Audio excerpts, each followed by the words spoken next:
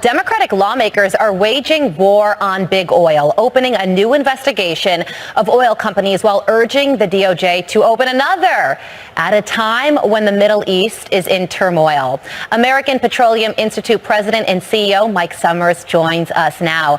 Mike, good morning to you. So on the investigation front, Senate Democrats opened an investigation into oil companies because Donald Trump had a meeting with executives, and they seem to think that something not above board happened at the meeting. What it sounds like is Donald Trump went in there and said, if I become president, I'm going to reverse all of Biden's policies.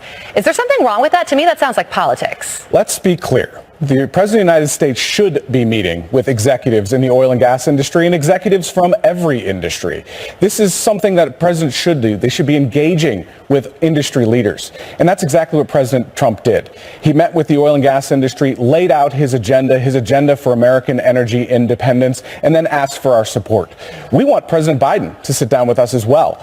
This president has not asked once for a meeting with the oil and gas industry, which employs over 11 million workers in the United States, and we lead the world in oil and gas production.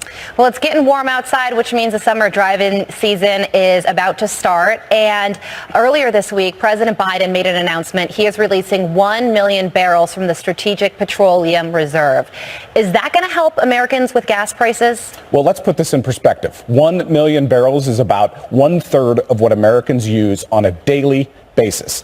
This is not going to have any impact on American oil and gas prices. So what we need to be doing is producing more here in the United States, not depending on foreign nations to produce oil and gas. We need to produce it here. So what can Donald Trump do if he becomes president again to increase American energy independence? Well, there are a couple of key things that he can do. Right now, we will have zero lease sales in the Gulf of Mexico, which is one of the key places where we produce oil and natural gas. We need to have more lease sales in the Gulf of Mexico. We need to be producing more onshore on federal lands. And we need to eliminate the regulatory barrage that has occurred under President Biden. And Mike, I was reading that America is the #1 exporter of LNG, liquefied natural gas. I'm sure that is a fact that President Biden doesn't want, especially the green people, to know.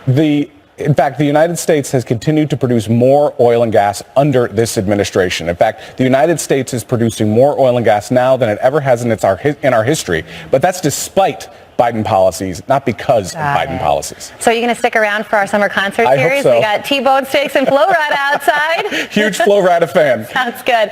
Mike, thank you so much for joining us. Have a great day.